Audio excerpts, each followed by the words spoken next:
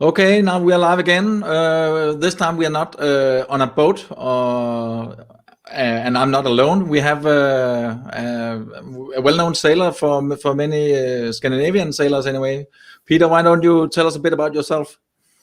Yeah, so my name is Peter Gustafsson. I'm a long-time sailor. I kind of say that my hobby has gone quite out of hand. So I've done both some solo sailing. So I went to Silver Rudder a couple of times with Morten. A lot of double-handed sailing around Scandinavia. And right now we're running a fully crewed campaign where we try to do many of the biggest races in the world. So right now my boat is in Greece and we're going to do Aegean 600 in Greece. And then we'll ship it to the US next year for Newport, Bermuda. And we keep ticking off the big 600-mile races as fast as we can. Is that the J boat? Still? Yeah, so we have a J111. So right now it's always hard to plan what races are we going to do this season and next season. So what we did with the crew was if we have 10 years, which races do we want to put on that list? So we did an online vote among the crew. So right now we're kind of doing the races where the J111, it's a light boat and it's quite tough to race over long distance since it's a sports boat. So right now we're kind of picking the races where that boat will fit in. And at some point for Sydney Hobart, for example, we'll need something. We need more of a tank, a 45-foot that will survive that conditions. Okay, but now we are here to talk about something else because this is actually you are a dedicated person ashore. I can try to get that chart up. Hang on one second. Yeah, here we are. You are the advisor. Tell us about what you actually do for Göran. So I'm sure there's kind of the official part of being shore crew that's in the statutes. But what I do mostly is to be a kind of a sounding board to Göran on first and foremost weather, of course, and the expectations for the next 24 hours or so, and also giving an advice on the stopovers, on how to rest, and also keep track on how he's feeling since he's never done a long race like this. He never done it alone, and at some point, being alone on a boat, you tend to. It's a very small universe, so have someone there to kind of take the pulse. So I try to ask him regularly how fun are you having on a scale from 1 to 10? I think last time it was 8 when he was at Christiansö. So I think as a team we're quite happy right now. Okay, so he's doing well. How is his sleep management? Are you involved in that, trying to figure out if he's worn out or? So I tried to question him on firstly how he's feeling, and then kind of track back and say, okay, how did you manage sleep last night? So typically and this is the same way I do it, is to take a number of small naps, like 8 to 10 minutes, and you do a number of those, and if you get 7 or 8 in a row, then you're fine for another 24 hours. So I think both for the first few days, and especially going around the south of Sweden to Christiansö, he got a lot of sleep. So he's been well rested even going into the stopover. So I'm not at all worried about the sleep management. Okay, that's interesting because we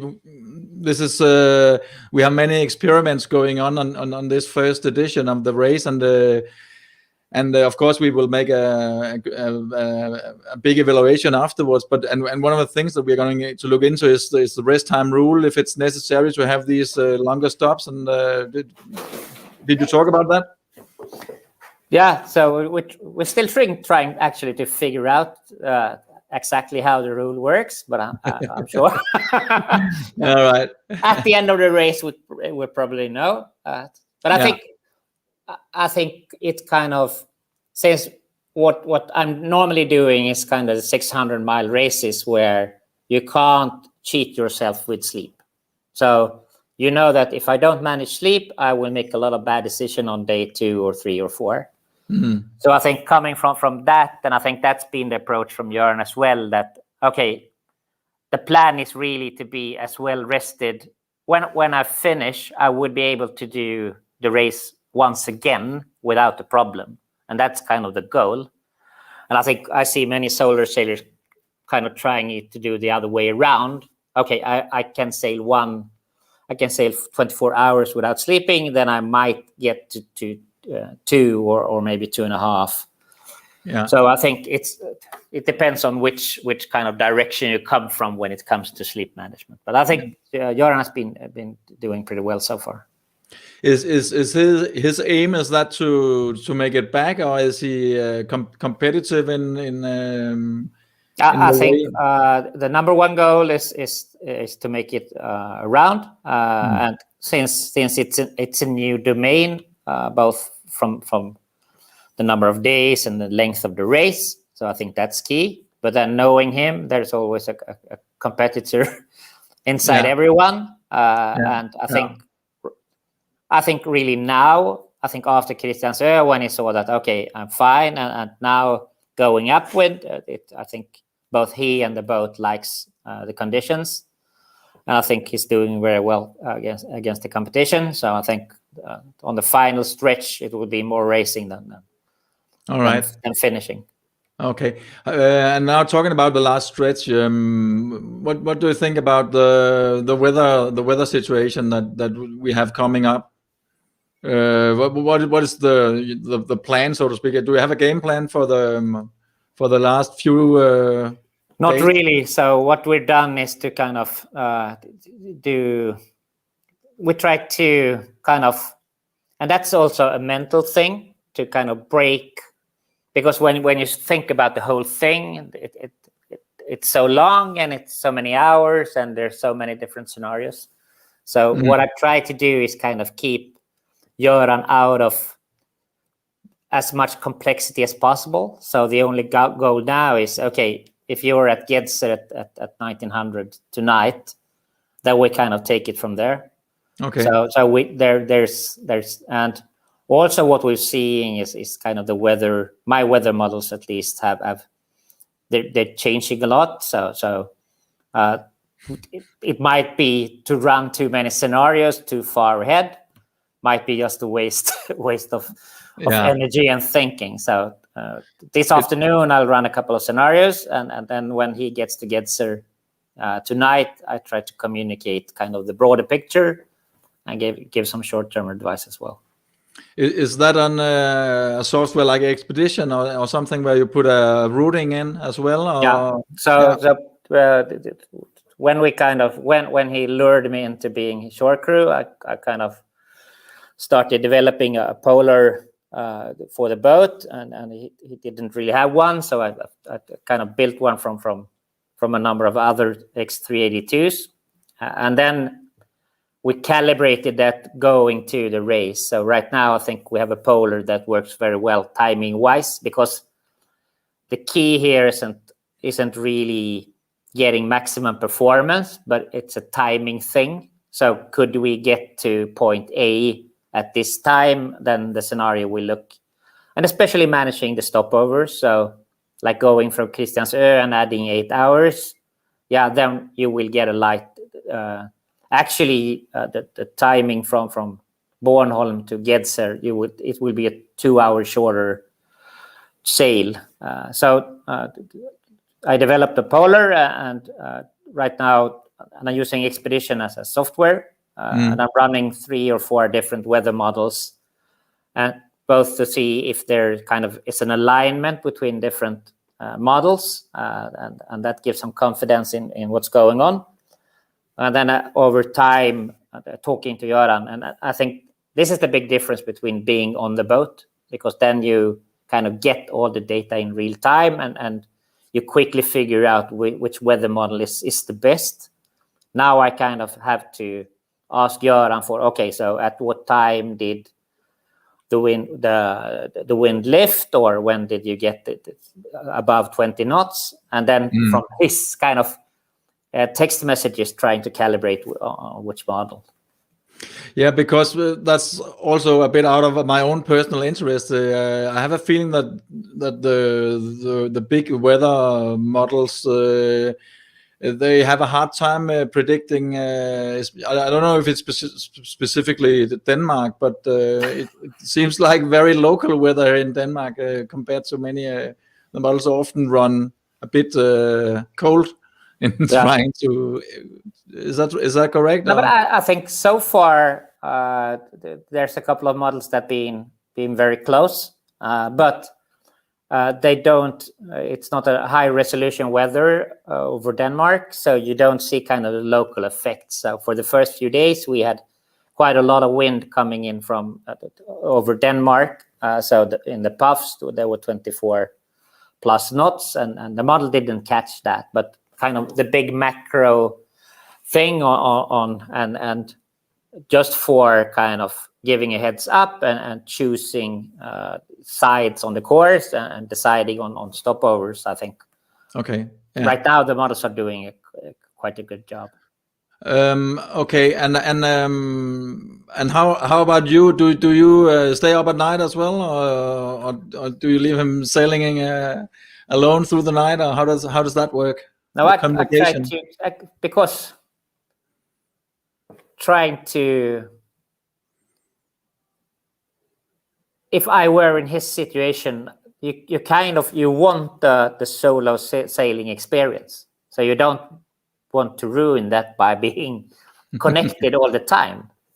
And for me, it's important that it's Göran's race, and I'm kind of just kind of hinting or helping, and so I'm not trying to be too intrusive. So that's kind of a balance, and I think this is super and it's good. I really like the job of helping people with weather. But so we kind of set a couple of times. So once in the morning and once in the evening, and then try to be pretty on point, and then let him stretch out over time without me interfering. Yeah. Okay, Peter. Here in the end, maybe it could be interesting to talk a little bit about offshore sailing in Scandinavia, and of course, at least for myself, I'm pretty impressed by what's happening in France. Is that it's like they're on another planet? Yeah, they are. Will it in any sense be possible to get Northern Europe going in that direction? I'm not sure, since that's kind of, it's a completely different kind of ecosystem where people get into sailing because they want it to be a job, and every 16-year-old mini sailor get handed a boat and have to find their own sponsor. There's no parents there kind of curling their children to get into dinghies, and it's been building over decades. So I think it's super hard to replicate.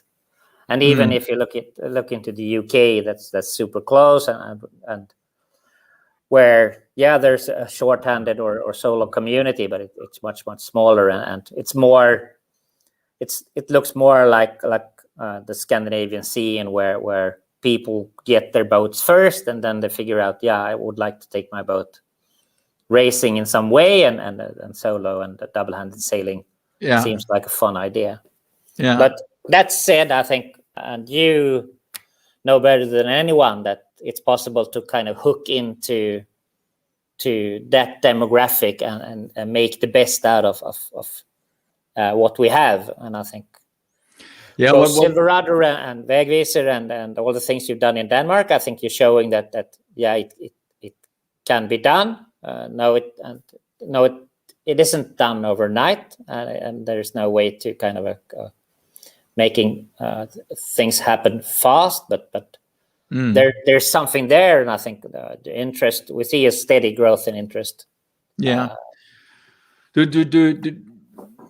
A lot of it is about, in my opinion, to getting the youth into keelboat or offshore sailing also. And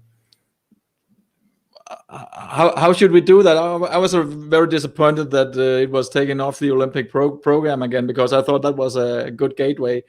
But yeah, what's do we have any suggestions if you look into the crystal ball to see how to go that way to get the youth interested? I think that's hard. And even looking at kind of Olympic campaigns,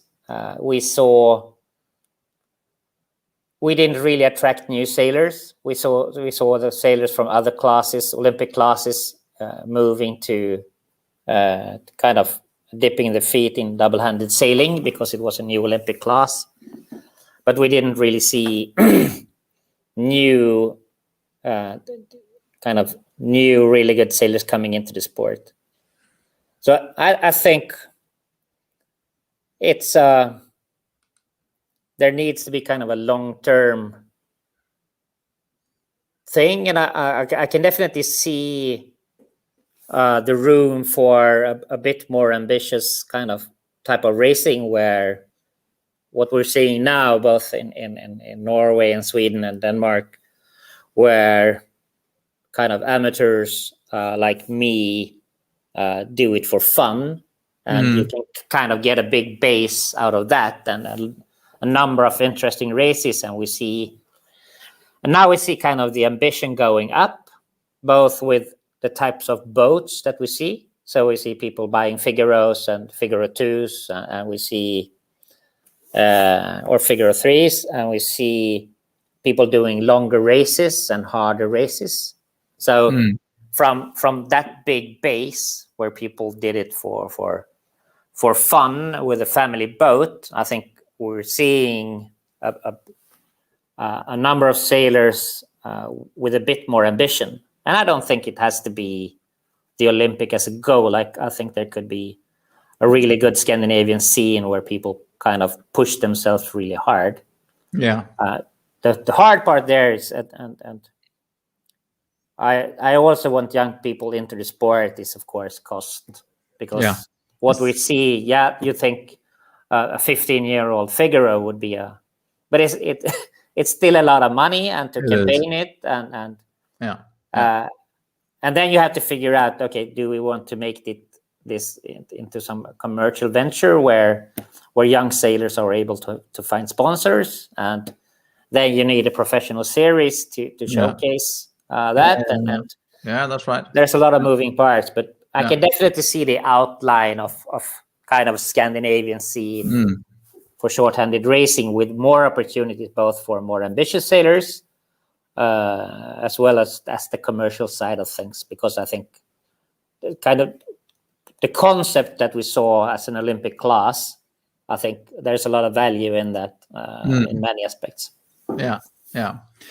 Okay, Peter, then I think that was inspiring, last part, but also interesting, of course, the part about Göran and how you work together. And then I will shut down for the viewers, and then I will say bye-bye to you after I end the broadcast. But thanks for appearing, and have a good day. Thanks for having me. Yeah. Okay.